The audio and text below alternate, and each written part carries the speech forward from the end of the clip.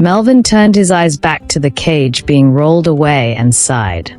My wedding's just 3 weeks away, and I've got a business to run. Maybe I'll find a way to help her. Or better yet, return her to wherever she came from, if it's even safe to do so. Terry shook his head. You're a good man, Melvin. That girl's lucky you showed up today. A few minutes later, the item that had brought Melvin to the black market was finally presented. When he saw the family necklace displayed, he let out a deep breath of relief. After making the payment, he was directed to the collection point for both the necklace and the girl. He received the necklace first, then headed to where Anita was still being held. Seeing her still locked inside the cage, he frowned. She's not an animal, he said sharply. Take her out, and cover her up. The handler nodded quickly and opened the cage. He unlocked the shackles binding her wrists and ankles, then gently removed the blindfold from her eyes. Anita blinked several times, trying to adjust to the light.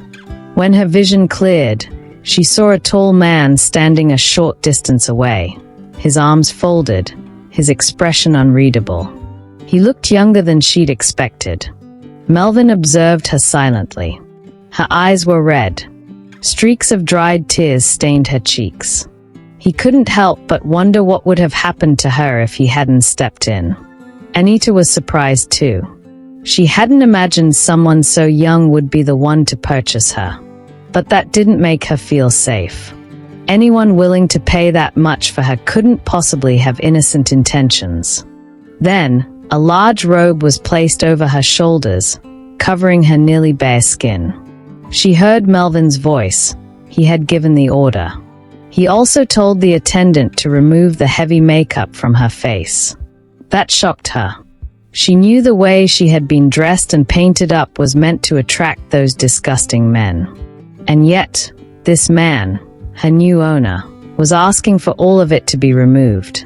After being officially handed over, Melvin gently took Anita by the hand and led her out of the market. Terry walked on the other side of her. She was trapped between the two men. The only thought that ran through Anita's mind was escape, but not yet. Not here. Not when she had no idea who Melvin really was, and with another man beside him, she knew she wouldn't make it far. She kept her head down and complied. At the parking lot, Terry said goodbye and entered a separate vehicle. Melvin opened the passenger door for her, helped her inside, then locked the door before circling to the driver's side. She sat silently, arms folded tightly across her chest. Sensing her fear, Melvin decided to speak. My name is Melvin Grey, and I'm 35, he began calmly, eyes focused on the road. I live with my younger brother, Daniel, and my fiancée, Jasmine. We're getting married in 3 weeks. Anita turned slightly to look at him. He kept his eyes on the road. I love Jasmine, and I have no intention of taking advantage of you. I'm a businessman. Took over my dad's company after he passed. My brother's, well, he's a handful. He sold off an heirloom that's been in our family for generations. That's why I came to the market today, to buy it back. I didn't even know this place sold people. It's disgusting. He paused, then added, when I saw you in that cage, crying, I couldn't just sit there. That's the only reason I bought you. He glanced at her briefly before continuing. You don't owe me anything. I don't have a maid at home at the moment. Mine moved abroad recently. If you want, you can work for me. I'll pay you. If you'd rather leave and go back home, you're free to do that too. He slowed the car slightly and turned to her. So, tell me, what's your name? Where's home? And how did you end up in that cage today? Anita stared at him. His voice wasn't harsh. He didn't sound like someone trying to manipulate her. She swallowed and quietly replied, My name is Anita Miles. My parents were greedy. They did a lot of bad things for money. They ended up in prison, And to pay off their debts, they sold me and my younger brother. Melvin didn't interrupt. I was taken to a place where girls like me were trafficked.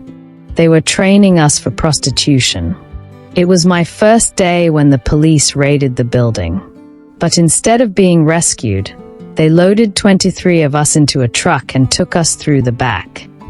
Her voice trembled now. We were taken to a river.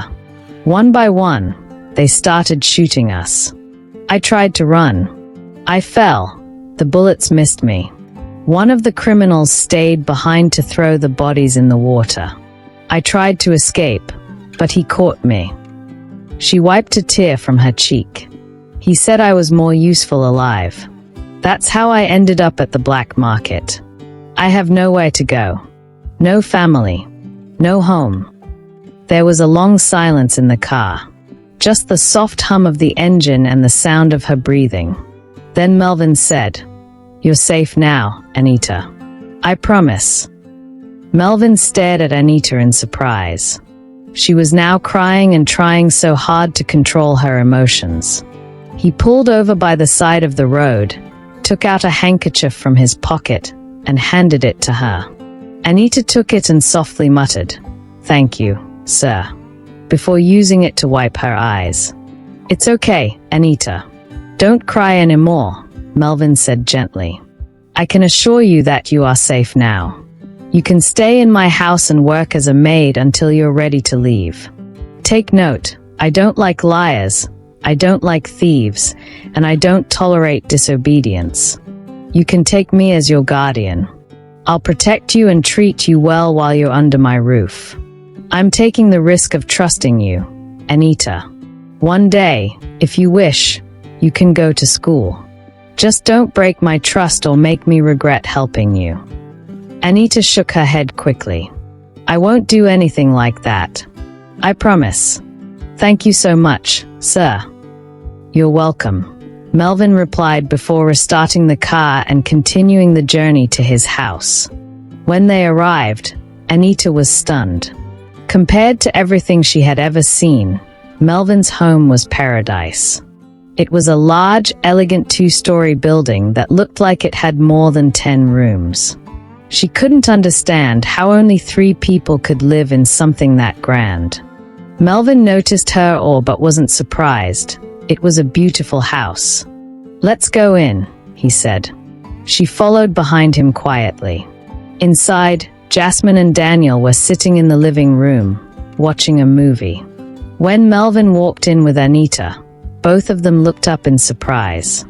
Melvin was rarely ever seen with other women besides Jasmine, to whom he was deeply devoted. So this sight was unexpected. Daniel, however, masked his surprise. He acted indifferent, lounging comfortably, as if uninterested. Jasmine got up and hugged Melvin. "Who is she?" she asked, glancing briefly at Anita. "She's going to be our new maid," Melvin replied. "She's been through a lot and has nowhere else to go. Please treat her nicely." Jasmine forced a polite smile, but Anita could already sense the tension. She could tell Jasmine wasn't happy about her presence. "This is Jasmine, my fiancé," Melvin said. "And that's my younger brother, Daniel." Anita turned toward Daniel, and her heart skipped a beat. He was strikingly handsome, possibly the most attractive man she'd ever seen. He looked like he was in his late 20s, tall, with rugged features and a brooding aura that made it hard to look away. But he didn't even acknowledge her. "Her name is Anita Miles," Melvin added. "Come on, Anita, let me show you to your room." Jasmine watched quietly as Melvin led Anita upstairs. She didn't understand why he had suddenly brought a total stranger into their home, and she didn't like it. She exchanged a glance with Daniel, who sighed and said nothing. Melvin showed Anita to her room. "You can rest today and start working tomorrow. I'll go to the mall and get some things for you. Make yourself comfortable." "Thank you again," Anita said sincerely. Melvin nodded and left her. She looked around the room in amazement. It was the most beautiful space she had ever seen. Was this really hers? It felt like a dream. She thought of the girls who had died, and a pang of guilt hit her. But she was alive. Safe. She had escaped the hands of those who had tried to abuse her. She could tell Melvin was a good man.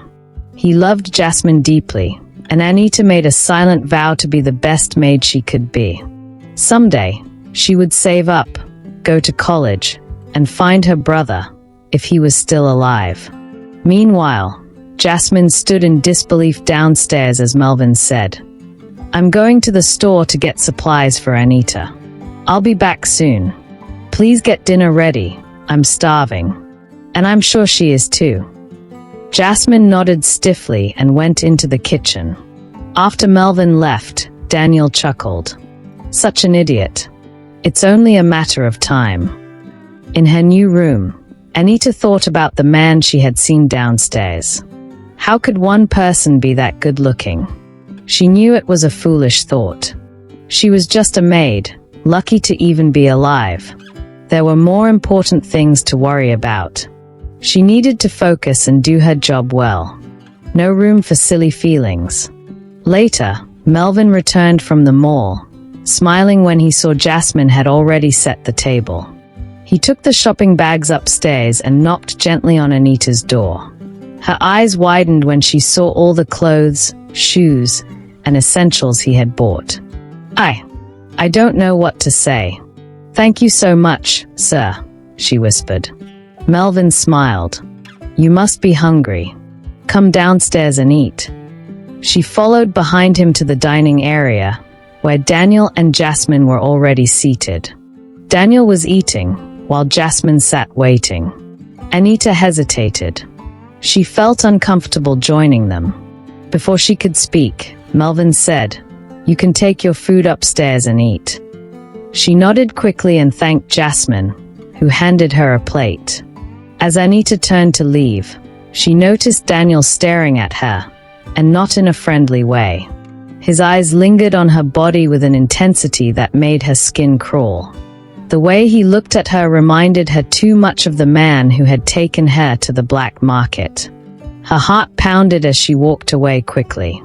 Avoid him, she told herself. Stay away from him if you want peace.